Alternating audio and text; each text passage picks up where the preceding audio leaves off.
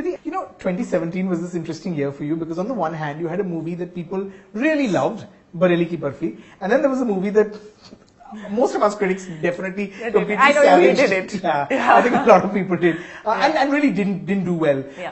What are the kind of lessons that one leaves, that one is left with at the end of the year when you've had such extreme reactions to two different films? I mean, what does one take away from that kind of year? I think, firstly, not to always be sure of what you like is what the audience is going to like. But yet, have the courage to sort of go for what you like.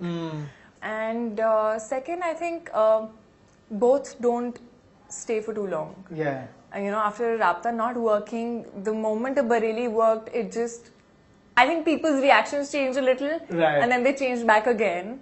So I think it is sort of, an industry where you never know what's going to happen on the Friday. Yeah. But that Friday, you can deal with and you can move on, and at the end of it, after What is that Friday like? I mean, what was the Friday of Rabta like when you were reading all those excruciating reviews? Oh my god, I'll tell you from Thursday onwards, because it releases in UAE. That's right. So you start, you're just hooked to your phone. Yeah. And you start reading all the reviews.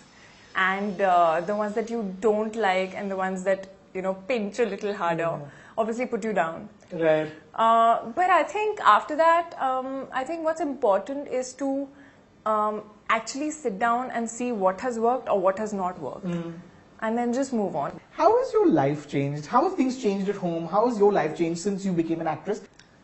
Yeah, it has changed. I think it's changed kind of gradually. So I've not gotten a jhatka, thankfully. But it's changed a lot for me. It's changed a lot for my family. And my family is also very nicely adapted to it. They know that we probably cannot go out to the mall now, here. But we can go out for a dinner, but there might be people who might come for a pictures or things like that. Yeah. But yeah, it happened gradually. Like I remember when my first Telugu film released, it was in the same year as Heropanti, but a few months before. And I and my father went to watch the film in Mumbai in a theatre where it was playing. And when we were stepping out, his first reaction, that was the first time that he felt that I was getting recognized. So he just looked around and he's nudging me and he's like, I think they're recognizing you. I'm like, even if they're not, you're making them recognize me. So those small reactions and then getting a little used to it. And then he still does that. When we go to watch a movie now, he is more concerned that wear a cap and wear this and put your head down and when you walk. And there are times when I'm just looking down, I can't see the road, I'm just following whoever's walking with me. So I think those things, they do realize and they have adapted to it.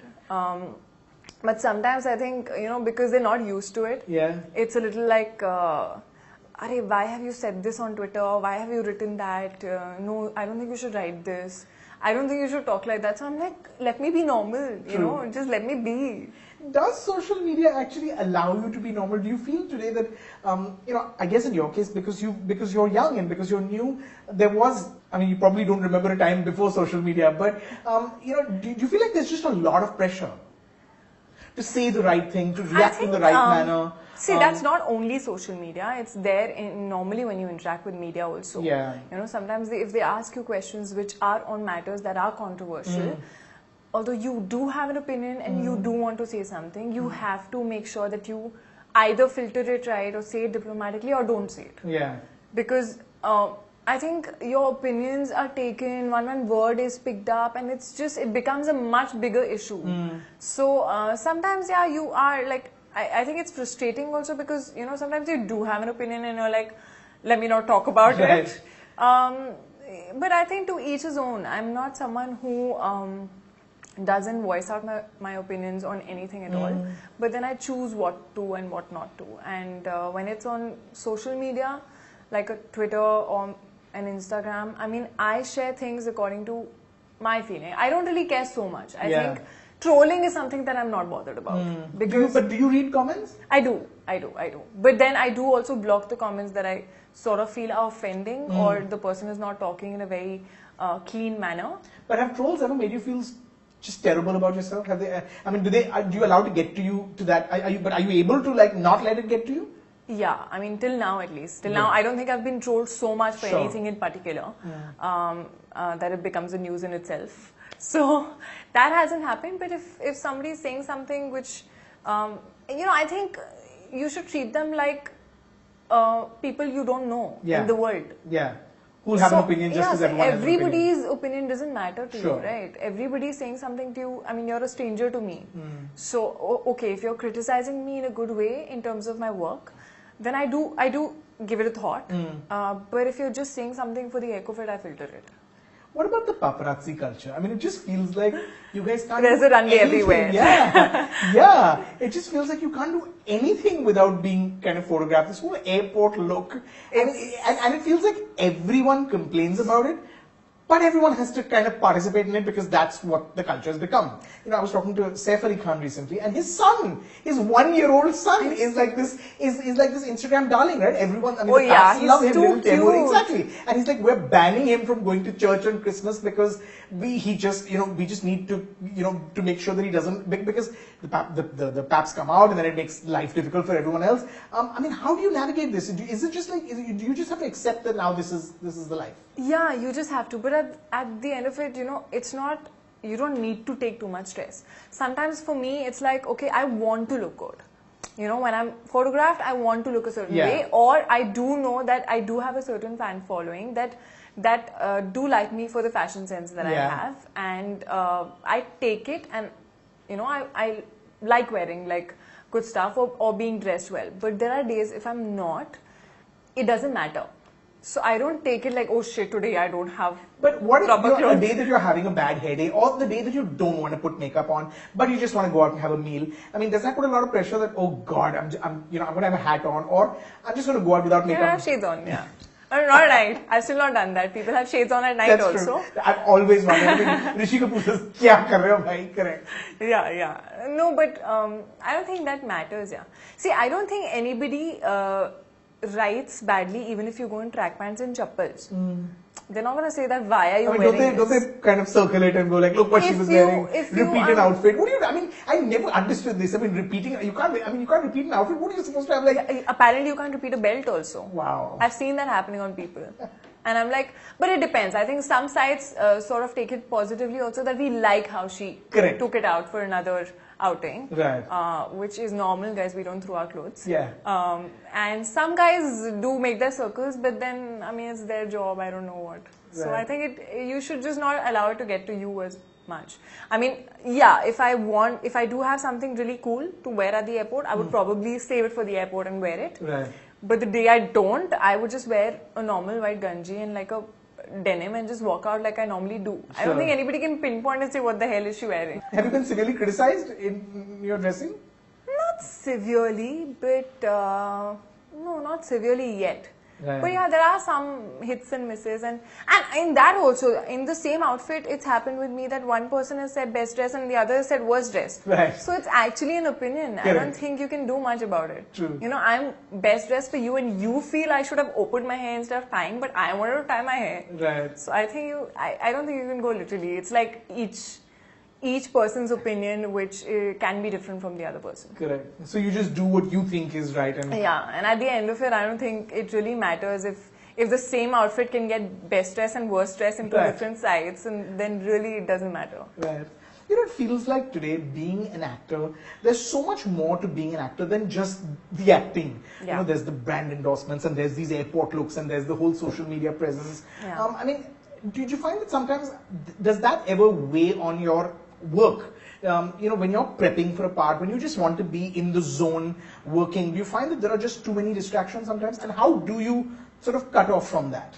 I think it depends. Like, if there's a film where I know that I have to get into prep, then I would tell my manager, that, okay, this date to this date, I don't want anything else. Then, like, you think like I'm blocked. Yeah. I'm shooting a film.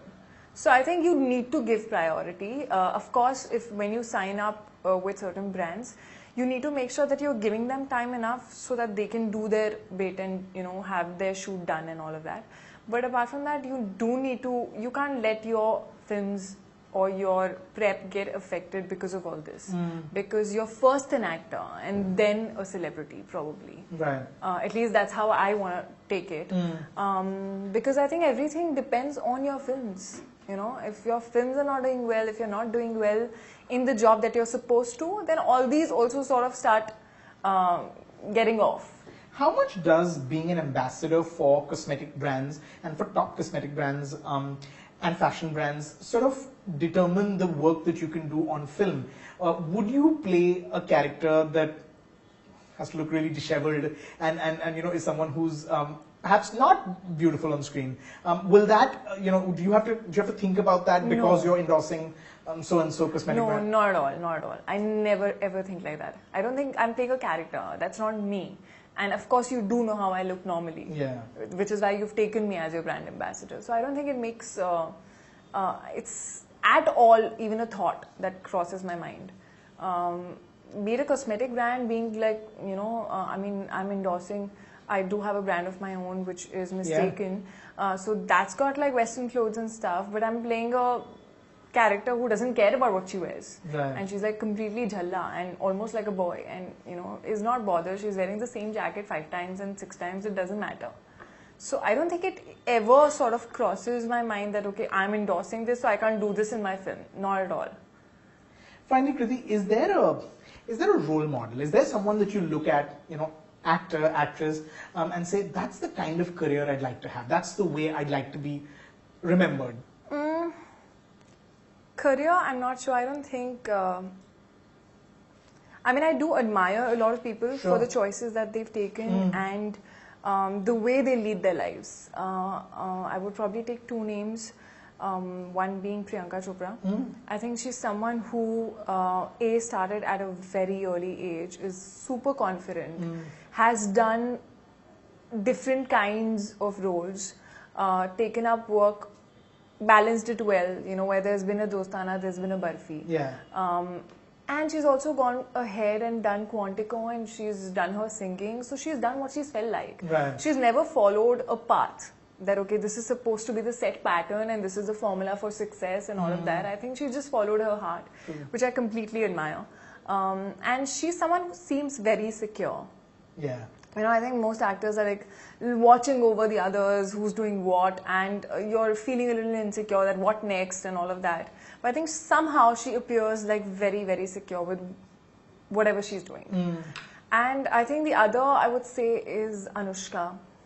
Similar reason probably, you know, not come from a film background, didn't have anybody here, has done what she has on her own terms, has taken up films that she really genuinely believed in, has set up a production house, is supporting the content that she truly believes in and wants people to watch it.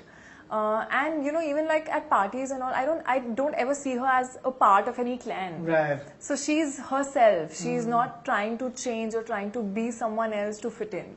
I think that's something that I really admire, because I think for me also, I don't think I can change myself to just fit in into a group. Right. Right. Well, all the best. I'm sure you're going to have your own journey, your own identity. All the best. Looking forward to lots more. Thank you so much. Thank you so much, Kriti. Thank you.